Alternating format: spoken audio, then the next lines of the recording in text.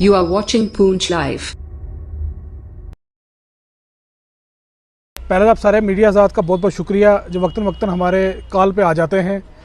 मैं आपको बताता चलूँ, जितने भी मेरे साथ मेरी टीम के लोग बैठे हैं, जिसमें चाहे एजाज अहमद साहब हों, कोहली साहब हों, शौकत साहब हों, शाहिद साहब हों, इरफान साहब हों, रुखसार मुगल हो, शबान हो, या जितने भी टीम के मेंबरान हैं, एडवोकेट इम्तियाज़ साहब हों, जितने भी लोग हैं, हम तकरीबन जम्मू कश्मीर पीपल्स मूवमेंट के साथ 2.5 साल, जब ये पार्टी शुरू में डॉक्टर शाह फैज़ल ने बनाई थी 17 मार्च 2019 को, तब से हम जुड़े हुए थे।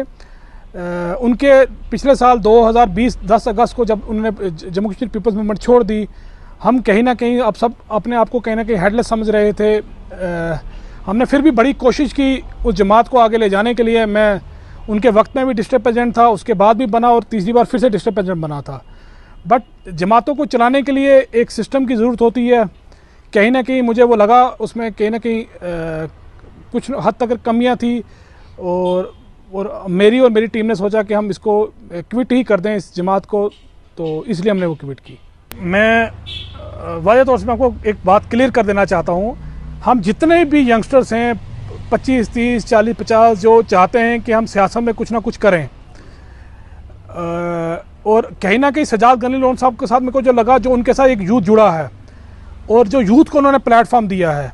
अब बाकी जमातें भी देखें, एक अभी नई जमात भी बनी है 370 टूटने के बाद, उसमें आप देखिए पुराने वही जो MLA MLCs रहे हैं, मैक्सिमम लोग वही जाके जुड़े हैं।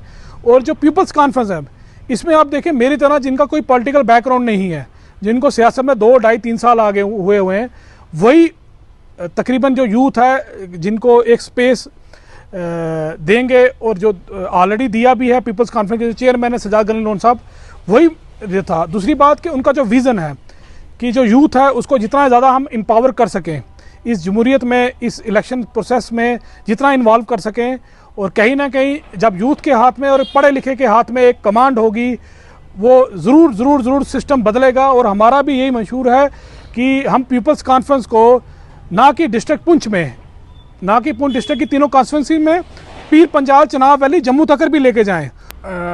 मैं मीडिया हज़रात को एक सवाल पूछना चाहूँगा अब यहाँ से, इन 3 सालों में अपने जम्मू कश्मीर पीपल्स मूवमेंट का कौन सा लीडर देखा जो पुंछ में हमारे लिए कैंपेन करने के लिए आया DDC इलेक्शंस में? जब से पार्टी लॉन्च हुई थी, हमने पार्टी ऑफिस बनाया, बड़ी खुशियों से बनाया, बड़े एक अरमान से बनाया था कि हमारा पार्टी ऑफिस लॉन्च होगा।